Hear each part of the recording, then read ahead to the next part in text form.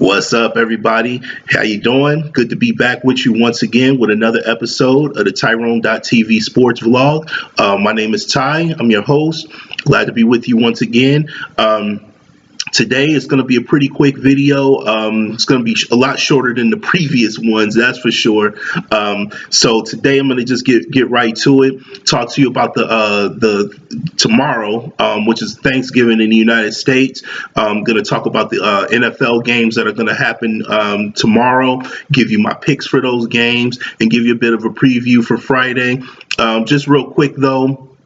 I know the previous vlogs have been pretty much NFL centric, but I'm going to get back into talking about the Knicks, the Sabres, and the Bills here pretty soon. I'm really impressed with the way the Knicks and the Sabres have been playing lately. I know that the Sabres is still haven't gotten a win in the past several games, but the last game that they played, it was a lot better effort on their part. So hopefully that can carry on over into the next game.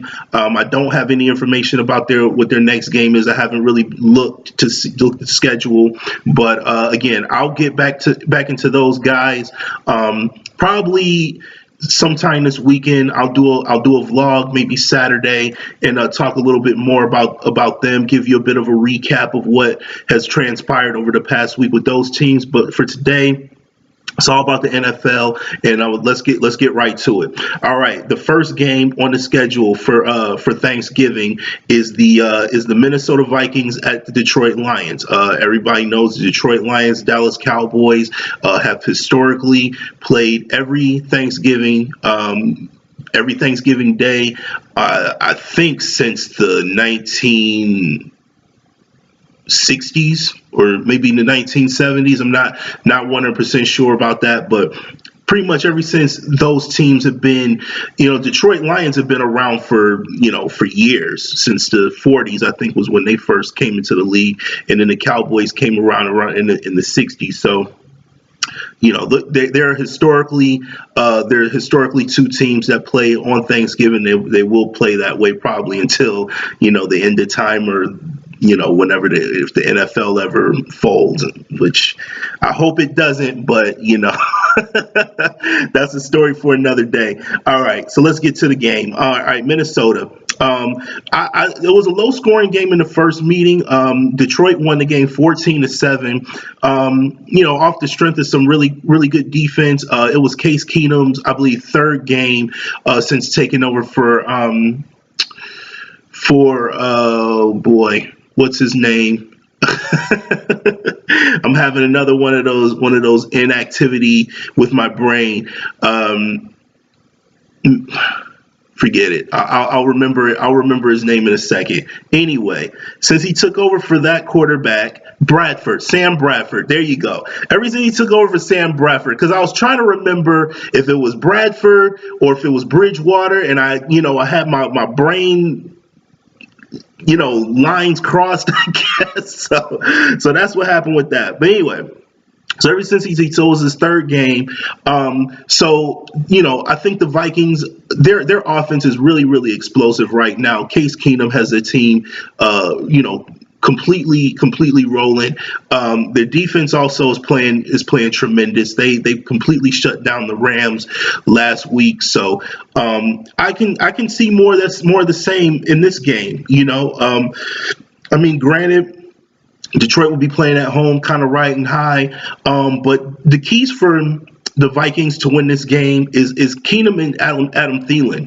These guys, as long as they're hooking up, making that connection, it gives the Vikings the best chance to win every week. Adam Thielen, since the beginning of the season, has 5+ receptions in every game, and they're 8-2. So there you go. If he's involved in the offense, if he's making plays downfield, making life easier for Case Keenum, in particular, the touchdown I talked about in the last vlog, where he basically beat man coverage and was able to break free for a 60-yard play off of a really short pass by Case Keenum. If he's making plays like that, it's going to be a long day for Detroit.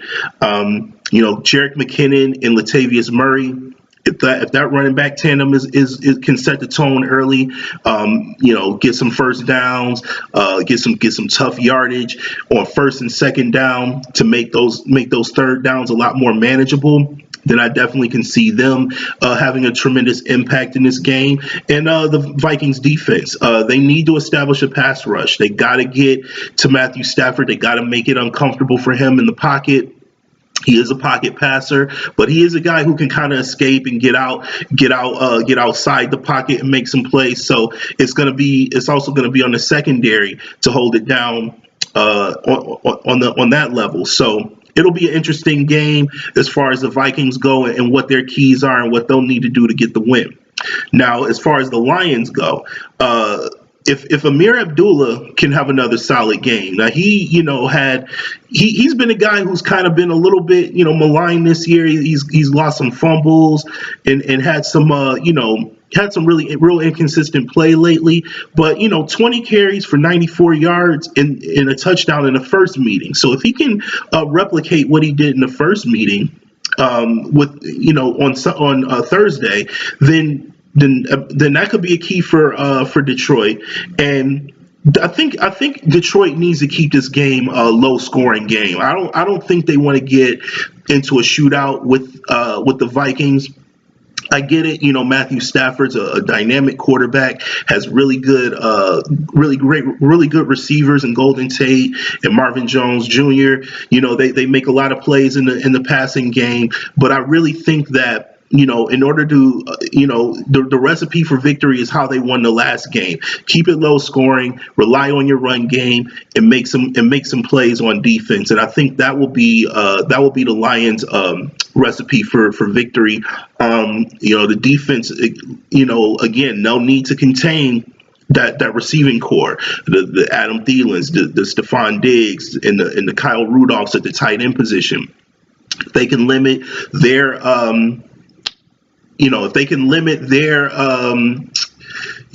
what they do in the passing game, then I think that'll be key for Detroit.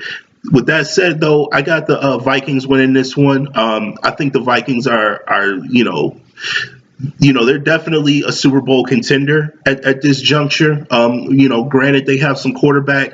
I wouldn't say it's a controversy, but Case Keenum is the guy right now.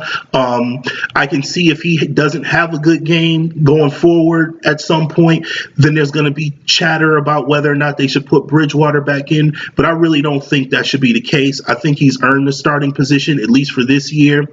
And I think the Vikings are going to win this game 31-21. So looking forward to that game. It'll be a good one. All right. Next game, the LA Chargers at the Dallas Cowboys. Now, the Chargers, they came out with a big win last week against the Bills. They destroyed the Bills on the scoreboard. But again, turnovers and inexperience at the quarterback position is what did the Bills in. I'm not going to get too much into the Bills, but just want to mention that, that I don't see the Chargers, as a team that a lot of people are saying is a playoff team. They're way too inconsistent, and they haven't beaten anyone. If you want to look at it in those terms, they've beaten the Giants, they beat the Bills, they beat Denver, they shut out Denver, and I think they beat Oakland. Those teams are not, your top teams in the league this year, so we'll see. I think it's a favorable matchup for the Chargers this week, though, against the Cowboys. The Cowboys are really, really struggling right now. They're trying to, basically, regroup and recover after the whole fiasco with Ezekiel Elliott and his suspension. And I think that the D-line for the Chargers, they're going to need to put pressure on Dak Prescott. I mean, that's been the thing that's really hurt the Cowboys the previous few weeks in their losing streak, is that Dak Prescott has been getting sacked a lot, So I think he got sacked 8 times in the Falcon game. And I think he got sacked another 4 times in the Philly game. I mean, that's just way too much, way too many times your quarterback getting hit. And the Cowboys better be careful because if they allow another team to come in and get those many hits on their quarterback, they're not going to have a quarterback. So the Chargers, with that said, they're going to need to get pressure on him, get sacks, get turnovers, and the like with guys like Joey Bosa and Melvin Ingram and the like. So that'll be a key for them.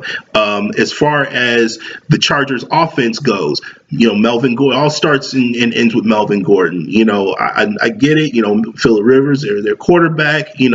He hasn't had a bad career. I know last vlog or two, haven't had really good things to say about Phillip Rivers, but he has had a really good career. He's thrown for over 300 touchdowns. I think he's at 40,000 yards passing for his career. So he's had a remarkable career. And I definitely will acknowledge that he's had a really good statistical career. With that said, though, the way he's led the team at times and the way he's made, some really crucial and critical errors in some of their biggest games, it has been his downside, has been his downfall. And I really think that in this game in particular, if this game is close and they have to throw the football, that's going to be at Dallas's advantage, in my opinion. Because if he's prone to make mistakes, Dallas has good defensive linemen who can get to the quarterback. So I think that's a key for the Chargers is you make plays downfield with Keenan Allen and the like, but to keep the chains moving, but don't make that your complete game plan where you just throw the ball 40, 50 times. They will lose the game if that happens. So that's the key for San Diego. Make the throws when you need to, but limit them and rely on your running game with Melvin Gordon and Austin Eckler. All right. Now, as far as Dallas goes, yeah, it's going to take, a draconian, I don't even know if that's the right word, but I had to think of a big word to talk about, what the Cowboys offensive line is going to need to do in order to protect Dak Prescott from those, from San Diego's front four. It's going to take a huge effort from them. They're going to need to protect Dak. But not only that, I think the Dallas Cowboys need to use Dak Prescott more in the running game. Let him get outside the pocket. Let him, draw up some quarterback draws, some design quarterback runs to keep the defense off balance. Because I think if you can implement something like that, sort of like what Seattle does, with Russell Wilson. Utilize his athleticism. That's why you have him. You have a guy who can make plays with his legs, can get outside the pocket, can look downfield, hit guys like Witten, hit guys like Dez Bryant, Terrence Williams, and those great receivers that they have in Dallas. Let him be more of that athletic quarterback. Don't leave him in the pocket. You leave him in the pocket, and then he has to try to escape. That's a recipe for disaster. So, I think that's one of the keys. I think for Dallas is to make Dak more of an asset in the running game. Also, Alfred Morris and Darren McFadden, they got to get at least 15 touches. I mean, if they don't get 10 carries, or if they don't get like 12 carries and then three receptions each in this one, then it's then it's going to be a long day for Dallas, because that means they're going to be relying on the pass and not relying on their running game and not relying on that dynamic offensive line that they have. That they've had previously. I don't know about now, but with that said, though, Alfred Morris had a pretty decent game statistically against the Eagles last game. So perhaps he can continue that trend and get Dallas help Dallas get a win this week. And Jason Witten, one of the best tight ends to ever play the game. probably, probably the best tight end. Well, I wouldn't say the best in the last 20 years. I mean, Tony Gonzalez to me is the he's a hallmark of that. And then you got Antonio Gates. You could talk all day about those guys, but Witten is definitely up there. He's one of the top two, three tight ends to probably ever play the game. Where has he been? His game. I wouldn't say it's on him. I really think that it's just a byproduct of the way Dallas's offense has been flowing recently. They haven't been looking for him. He's been getting open in a lot of these games, but for some reason, Prescott can't find him. He's gonna be a key in this game. He's got to be involved in this game. And I'm not just saying that because he's on my fantasy team. I'm not even playing him this week. I'm actually gonna play Kyle Rudolph this week because I think it's a better matchup. But with that said, if Dallas wants to win this game, they really, really need to try to get him the football. Try to get some, a third down. Look for Witten across the middle. The way him and the synergy that him and Tony Romo had could probably not be duplicated by another quarterback.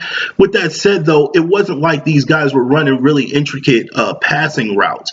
They were making quick throws across the middle, quick slants, things of that nature. Dallas, if it means anything, implement something like that into the offensive game plan where you get him more involved. And I really, really think that if he's involved in the game plan and can make some plays, then that'll be a good look for Dallas. All right. And with that said, I actually got Dallas winning this game. I think they're going to bounce back here on Thanksgiving. I think the Chargers are in for a letdown after last week. If they win this game, then hey, I'll admit it. Hey, they won the game, but I don't see them winning this game. I think Dallas is going to come back. They're gonna run the football. They're gonna exploit the Chargers' run defense because despite the fact that they beat the Bills by 30 points, they still gave up 114 yards to Shady. So I think that if Dallas can get their run game going, and I think they will this week, whether it's with the running backs or whether it's, like I said, with Dak Prescott making plays down the field with his legs, then that's gonna be what the story in this game. So I got Dallas winning this game 20-17. So we'll see how it goes. All right. The last game on the slate, it's the New York Giants and the Washington Redskins. These games, these divisional games against the Giants, Redskins, Giants, Eagles, Redskins, Eagles, Redskins, Cowboys. These games are always close, always tough matchups. Well, for the most part, they're always not last week. Last week, the Eagles and the Cowboys was a pretty one-sided affair. But you know what I mean. These divisional matchups are always tough. They're not easy matchups for either team. So I don't think the Redskins can take the Giants lightly in this game. I think if Eli Manning can protect the football like he did last week against Kansas City, it wasn't the prettiest game. It wasn't the best game, the greatest game statistically for either team, for the Giants or the Chiefs. But the Giants came out and won the game because Eli Manning did not turn the football over. If he protects the football, doesn't throw any interceptions, doesn't fumble any snaps, doesn't do anything like that, then the Giants have a really good chance to win this game. And then if Orleans Darkwa and Wayne Gallman, if they can get the run game going for the Giants, I think that's the biggest key. If they can run the football, take the pressure off of Eli Manning, where he's gonna have to throw 30, 40 times, looking down at receivers that aren't Odell Beckham Jr. He's got Evan Ingram, but without Odell, that team is a shell of itself. So limit the throws for Eli. And then if the defense can have a repeat performance that they had the last game, I think that'll definitely be a key and a possible victory for the Giants. Now, as far as the Skins go, they'll need to win. They'll win if Kirk Cousins can spread the ball around. If he can get if he can get 5 or 6 of his receivers involved in the passing game with about 4 or 5 targets apiece, each one gets about 3 or 4 catches each, then then Kirk Cousins will pick apart the Giants defense. If P Ryan and Thompson, as far as the running game goes, if they can control the tempo, get again early, establishing the run game early, allowing Kirk Cousins to soften up the defense, so the defense is softened up with the looking for run D, and Kirk Cousins can drop back, do some play action, and make some plays down the field. Then I think the Redskins will have a pretty easy time with the Giants. As far as the defense goes, again, if they can force Eli Manning into some turnovers, throwing some picks, getting to him, with the pass rush and forcing some fumbles, then that's going to be that'll be a catalyst and a key for the for the Redskins to win this game. And with that said, I got the Redskins winning this game 31-18. I just think the Redskins, after last week, the loss down in the Dome, this could be, a bit of a letdown type game. Despite the fact, even though that they lost the last game, they played really, really well in New Orleans. At least the offense did. Defense, not so much at the end, because they allowed the Saints to come back. But I think that the Redskins are going to come back in this one and win and beat a lesser opponent on paper. But we'll see. The Giants, they can't be taken lightly in this game. So keep an eye out on that. All right, now just to wrap it up, I'm going to talk about the rest of the games for this week. I might do one tomorrow, but maybe more than likely I'll do it on Friday. I'll definitely do it on Friday. Give you guys the rest of the picks. Give you guys my my preview of each game and talk a little bit more about the Bills. Just saw a report that Tyrod is going to be back behind center. I'm happy about that. Hopefully he can take advantage of it. Just because he got the job back doesn't necessarily mean that he can stay back. I think this is his opportunity to show the Bills that he is the quarterback that they need, and the quarterback that they need to rely on, at least for the rest of this year. So we'll see what happens. I'm happy for him, and hopefully it'll translate into great play by Tyrod. The defense can shore up and get a victory in Kansas City, which is a really, really tough place to play, but we'll see. All right, guys, that's it for me. I'm out of here. I want to thank you again for watching. Again, if you want to hit me up, all my information is going to be in the message box. So see you next time. All right, y'all. Peace.